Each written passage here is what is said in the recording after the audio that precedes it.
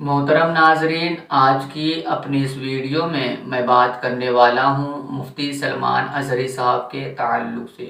हर किसी को मालूम है कि मुफ्ती सलमान अज़हरी साहब के साथ क्या हुआ और किस तरह उन्हें रुसवा करने की, बदनाम करने की कोशिश की गई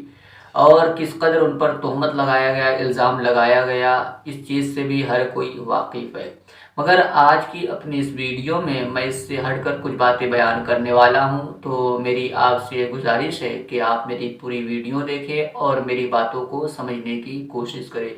और जितना ज़्यादा हो सके आप हमारी इस वीडियो को शेयर करें ताकि हमारी ये वीडियो मुफ्ती सलमान अज़हरी साहब तक और फिर उस बंदे तक पहुंच सके जिसने मुफ्ती सलमान अज़हरी साहब को बदनाम करने की कोशिश की और उन पर इल्ज़ाम लगाया, तहमत लगाया।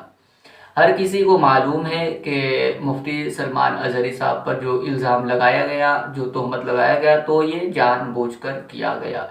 क्योंकि मुफ्ती सलमान अज़हरी साहब के टीम वालों ने जलसे से पहले ही उन्हें खबर दे दी थी कि आपके किसी बंदे ने हमसे कोई रब्ता नहीं किया या फिर हमारे हजरत से कोई रब्ता नहीं किया। मुफ्ती सलमान अज़हरी साहब ने कोई भी तारीख नहीं दी है, मुफ्ती सलमान अज़हरी साहब से आपकी कोई बात नहीं है, ये तमाम बातें जलसे से पहले हो चुकी थी। और मुफ्ती सलमान अज़हरी साहब के टीम वालों ने ये भी बता दिया था कि अब कौन बंदा बीच में पड़ के आपके साथ फ्रॉड किया है वो आप जाने और वो जाने, और बेहतर ये होगा कि आप उस बंदे के खिलाफ FIR कराएं और उसे जो है कि उसके खिलाफ केस करें। मुफ्ती सलमान अज़हरी साहब के टीम वालों ने जलसे से पहले जलसे वालों से रब्ता करके उन्हें तमाम बातें बताई, मगर इसके बावजूद भी जो है जलसे में ये ऐलान करना कि मुफ्ती सलमान अज़हरी साहब आए नहीं, ये वो तमाम तरह की बातें बयान करना, तो इससे साफ पता चलता है कि जानबूझकर ऐसा किया गया, क्योंकि जलसे से पहले ही कई मरतबा मुफ्ती सलमान अज़हरी साहब के टीम वालों से रब्ता हो चुका था। मुफ्ती सलमान अज़हरी साहब के टीम वालों ने बता दिया था कि हमारे हजरत से किसी ने कोई बात नहीं की है और तारीख हमारे हजरत ने नहीं दी है, आपके साथ फ्रॉड हुआ है, किसी ने आपको धोखा दिया है, आपके पैसे हड़प लिए हैं, आपके पैसे पानी में चले गए, ये वो तमाम बातें जलसे से पहले जो है आपस में हुई। मगर इसके बावजूद भी जलसे में ऐलान करना और ये बताना कि मुफ्ती सलमान अज़हरी साहब जो है तारीख दे करके आए नहीं, इतना पैसा दिया गया, ये वो तमाम तरह की बातें, तो ये जानबूझकर किया गया है। ये सारी बातें तब जो है कि वाज़ेह हुई जब मैं मुफ्ती सलमान अज़हरी साहब के उस क्लिप को जो है कि सुना, जिसमें मुफ्ती सलमान अज़हरी साहब तमाम बातें बयान कर रहे थे और सबूत के तौर पर हर एक चीज़ को दिखा भी रहे थे। मुफ्ती सलमान अज़हरी साहब को रुसवा करने की जानबूझकर कोशिश की गई और फिर उन पर जानबूझकर इल्ज़ाम लगाया गया। मुफ्ती सलमान अज़हरी साहब की कल मैं एक क्लिप समाअत किया जो तकरीबन 30 मिनट की थी, तो उसमें तमाम बातें मुफ्ती सलमान अज़हरी साहब ने बयान किया है और साथ ही साथ मुफ्ती सलमान अज़हरी साहब ने ये भी बताया है कि मैदान महशर में रब की बारगाह में मैं मुकदमा कायम करूँगा और फिर उसके बाद उस बंदे से पूछूंगा कि बताओ मेरा क्या कसूर था जो तुमने मुझे रुसवा करने की कोशिश की, मुझे बदनाम करने की कोशिश की। और अभी मुफ्ती सलमान अज़हरी साहब उम्रा करने जाने वाले हैं, यानी उम्रा पे जाने वाले हैं, तो फिर मुफ्ती सलमान अज़हरी साहब ने कल के अपनी क्लिप में ये भी बताया कि मैं रसूल करीम सल्लल्लाहु ताला अलैहि वसल्लम की बारगाह में भी मुकदमा कायम करूँगा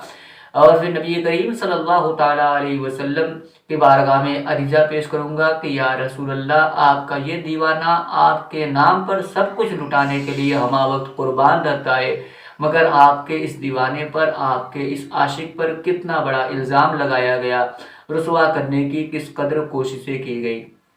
मुफ्ती सलमान अज़हरी साहब ने कहा कि मैं नबी करीम सल्लल्लाहु अलैहि वसल्लम की बारगाह में जाकर जो है उसकी शिकायत करूँगा।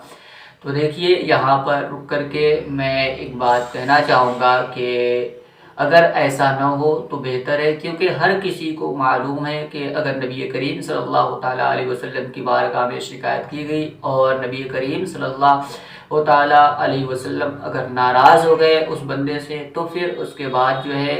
कितना बड़ा नुकसान होगा और कितना बड़ा उस बंदे के लिए खसारा होगा। तो हर एक को चाहिए कि वो किसी का खसारा ना चाहे, हर एक का भला चाहे और फिर रब्बे काबा की बारगाह में भी मुकदमा कायम करना